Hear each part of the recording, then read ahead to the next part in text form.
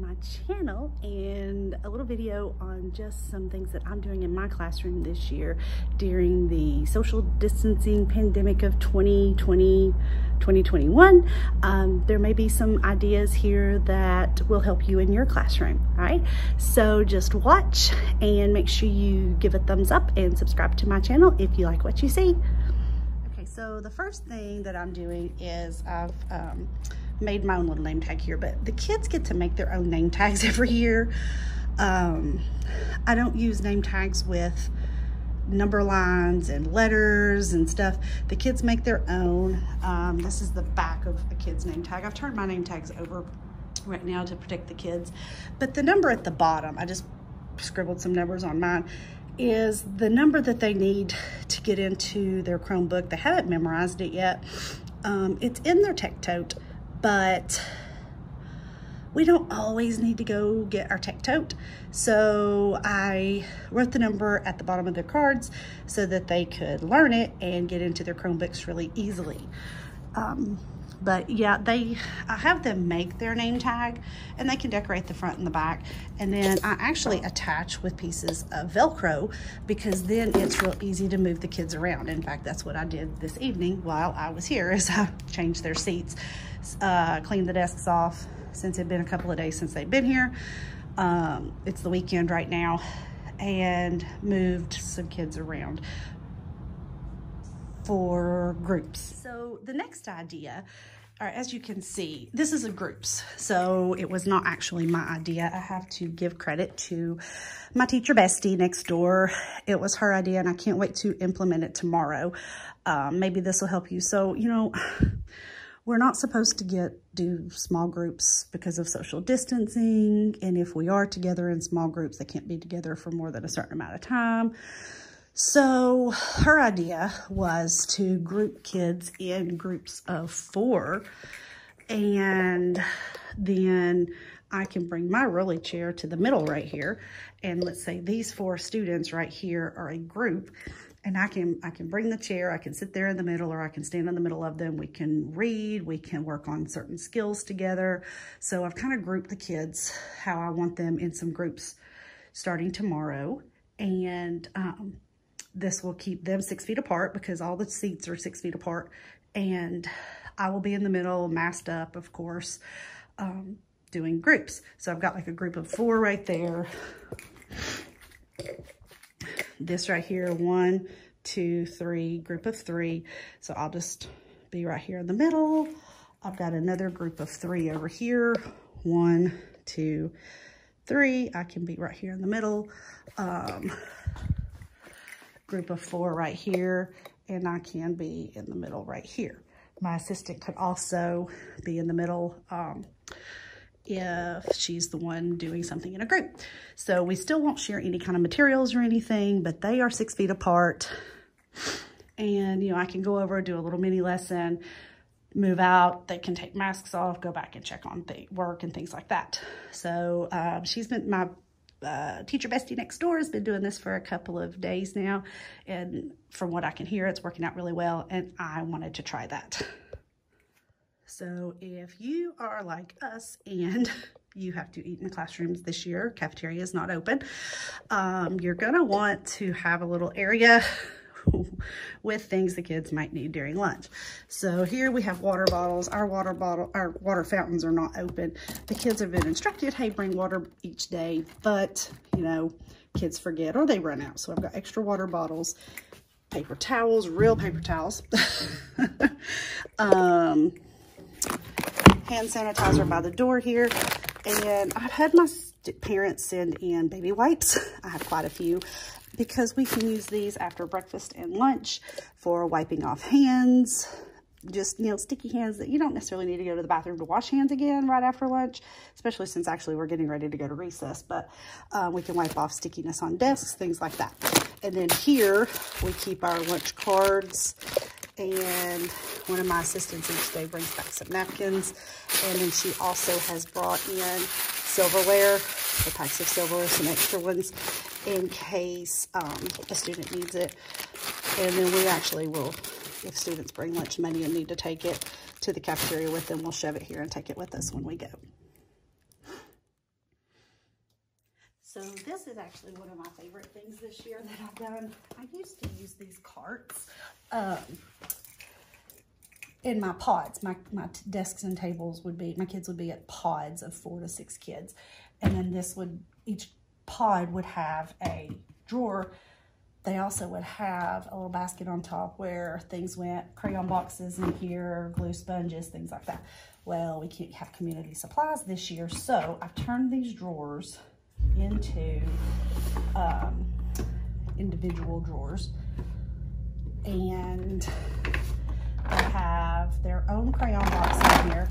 Inside the crayon box, they have a dry erase marker, a little eraser. I use cut up socks for erasers. Glue stick. They have their pink erasers, crayons, and scissors. And then also inside their drawer are their phonics book, their math book, their handwriting book, their science book, and then our journals are also kept in there, as well as individual dry erase boards. This is just a piece of cardstock in a sheet protector, and that serves as our dry erase boards. So each child has their own drawer, and I call by to go to get to the drawers to get something. I'll call, top drawers go, and I've got them spaced out around the room. And then I'll call, and when they're done, I'll call middle drawers and then bottom drawers, so that all the kids are not going at the same time. Hopefully, that's always the plan. Since we have Chromebooks, is Totes. So I've had these forever. They're not in great shape, actually. So each kid has a Tote. The number on it corresponds with their number on their Chromebook, and inside their Tote they have their card that has their name and password and login information. Their headphones, if they did not bring headphones, then I have some extra ones, and a mouse. I got a Donor's Choose donation a few years ago to get a class set of mice. I had a class set of headphones too, but those things don't last that long. So each kid has a Tote. So we'll call, when they get their Chromebooks, if we need their Tote, I'll tell them to get their Tote. And when they're done with it, it just goes back over on the shelf. No fancy numbers. Honestly, I didn't have time for fancy numbers. So I just put some tape on there with their number. You can see we're missing, oh, it's over here. I thought we were missing 11. We're missing 5 because Chromebook number 5 is actually messed up. So that's not assigned to anyone. And in Cubbies this year, so I don't have them keep their reading book in their drawers because those reading books are kind of heavy, and we have the first 3 reading books in our series of 6 right now, and so they each have a bin in there. Usually I use what I call mailboxes, but all the students' mailboxes are together in a tight, confined space, and so this year I didn't want students getting up and down and going to their mailbox because it was such a confined space. Plus, I honestly didn't have anywhere to set the big mailbox contraption in my socially distanced classroom. So we're using these, and as they finish papers throughout the day, if I check them on their table or on their desk, they go straight to their book bin. In their book bin, they have they keep their red folders, their homework folders, their planners. In the morning they come in, they empty those, they write their homework, and they put them back in those the book bins. At the end of the day, anything that is not on their clipboard, if they have anything on their clipboard, it stays at school, and anything that's just in the book bin gets brought to their desk to be packed up, and they know which side to put it in. Their red folder, it could be in the keep at home side or the return to school side, but this keeps the students from going to the mailboxes that every day, keeps them a little more socially distanced, and it's pretty easy for me to just walk the Cubbies in the afternoon and be like, oh, so-and-so, you've still got stuff in here. If you go down here, if they still have something on their clipboard, then it's something that they didn't finish, and the only thing that stays on the clipboard is something that you didn't finish. And then I can easily tell what's left. Like this child right here didn't put his stuff in his book bin and take it home. But it's pretty easy for me to walk by each day and just be like, oh, so-and-so, you've still got something here. Something I actually do every year. I printed these, I got them free off TPT. I'll have to see if I can find them and link it. And as my assistant a few years ago just got manila folders. She made me actually like 20 of them because not all of them come back all the time. But if you're absent, you get an absence folder, take it home, complete the work, bring it back. Easy for me to keep up with, and they can just get that out. I usually leave it in the folder until I check it and send it back home, just because it's real easy for me to just keep it all together that way. Like I said, something we do every year, not just this year. And up here, so these are our pencils that are ready to be given out.